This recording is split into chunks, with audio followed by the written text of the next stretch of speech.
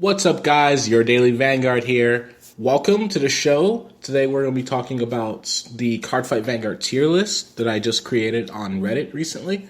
And one of the reasons I wanted to do this was because a lot of people have been talking and asking about the meta recently and like what decks they should be playing. So this is kind of a good thing for new players and old players who probably just want to play in a Bushiroad World Qualifier and see what deck they should be playing.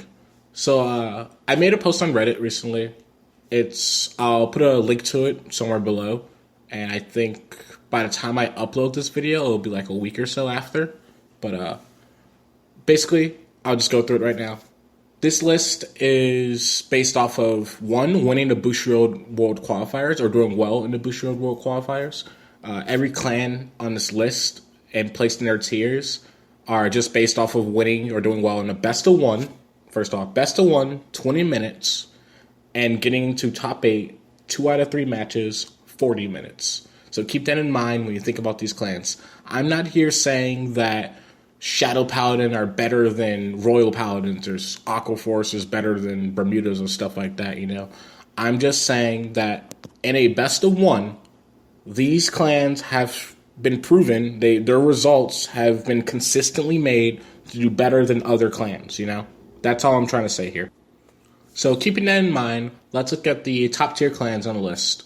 None of these are in any type of order, but the clans I got here are Shadow Paladin, Royal Paladin, Aqua Force, Bermudas, and Narukami as the top tier clans. Mostly because each of these clans, these top 5 clans, have really, really good first strides. Right now, this game, Shadow Paladin have Aura Geyser, so they're gaining a lot of advantage off of the Aura Geyser play. On top of Judge Battle hits, and things are just crazy, you know. Royal Paladins, Sanctuary Guard particularly, have a really good first stride of Sanctuary Guard Regale, and gains wondrous amounts of power that just absolutely destroys the opponent on first stride.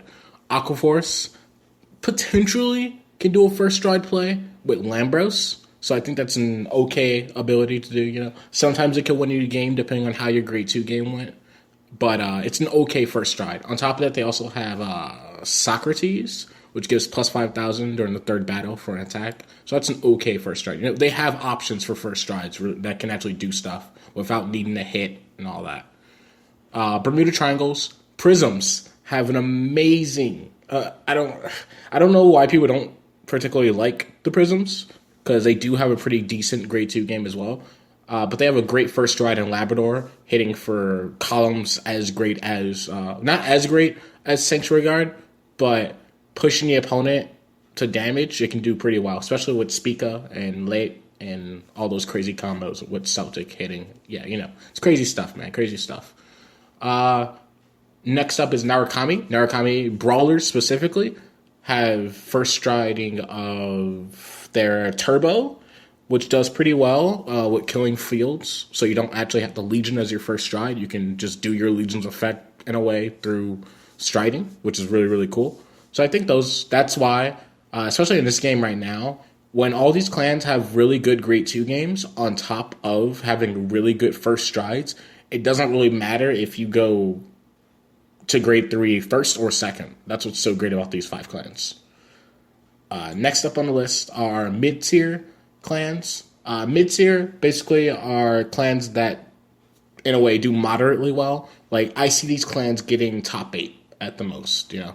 Sometimes they can win tournaments, but at the most it's like top 8. Depending if you're really good or not, depending on the luck, you can get like top 4. You might win. There's like... I don't know percentages on this. I'll say 50%, you know. There's a half-half chance of you winning and losing for getting it, you know. There's a higher chance of you actually winning with those top 5 clans as opposed to these clans. But Nova Grapplers, Gold Paladins, Kagero, Dimensional Police, Link Joker, Great Nature, Gear Chronicle, Mega Colony, Oracle Think Tank, Angel Feathers, Neo Nectars, and Token Rambu. Token Rambu's more of my own wishful thinking in it. I don't actually think they are mid-tier, but I've played on Cardfight area with it, and I hope that the results show that because they're a grade 2 game and all their versatile strides, that they can at least make top 8, close to top 4, you know. They have a pretty good engine overall. It does a little bit of everything. So I think that's why I want them to be mid-tier. but they probably shouldn't be looked at as a mid-tier clan right now. Depends. You guys can figure it out. We'll see how it goes. But yeah, all these clans have pretty good strides overall. Like, they're all good clans, None of these clans are bad, but they kind of do have a tough time going through tournaments and winning for the most part. Winning's the big thing, Top 8, kind of decently they can make top 8, but actually winning is a difficult thing for a lot of these clans. So that's my problem with it. Like, I'm really big on winning. That's why I choose I play Shadows, so obviously my clan's already up there with the whole winning thing. I did get 5th place at Chicago Regionals with a Claret Sword, but yeah, it's not like I didn't have the choice to play Revenders. But anyways, low tier clans that I have on the list are Spike Brothers, Dark Irregulars, Pale Moon, Murakumo, Nubatama, Genesis, Tachikaze, and Grand Blue. All these clans haven't really been represented through Bushiroad World Qualifiers, or at least making top 8s and top 4s, and definitely not winning. But all these, they're okay, They're not really the clans you want to suggest to your friends to go win championships with, because they haven't really been proven to do well. They do okay at the most, especially going through a 6 through 8 round tournament, best of 1. A lot of these clans are inconsistent in their ability to do their mechanics through 6 to 8 rounds of a best of 1, Luck happens. Sometimes you're not going to get the best hand. And all these clans on this list, when they don't have their best hand and best setup, really, really have a tough time winning. So that's why I put all these clans here as the low tier.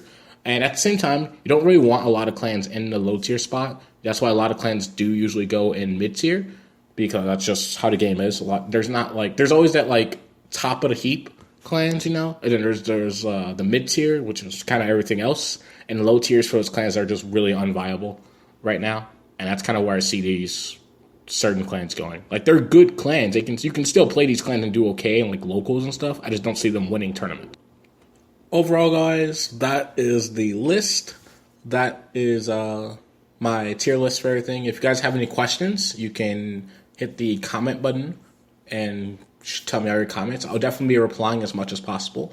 You can and subscribe as well to Your Daily Vanguard. You can also follow me on Twitter at daily_Vanguard, and also on Facebook.com at YourDailyVanguard, or Facebook.com/YourDailyVanguard. So thanks for watching this video, guys. I hope to show you guys more videos in the future. Stay awesome.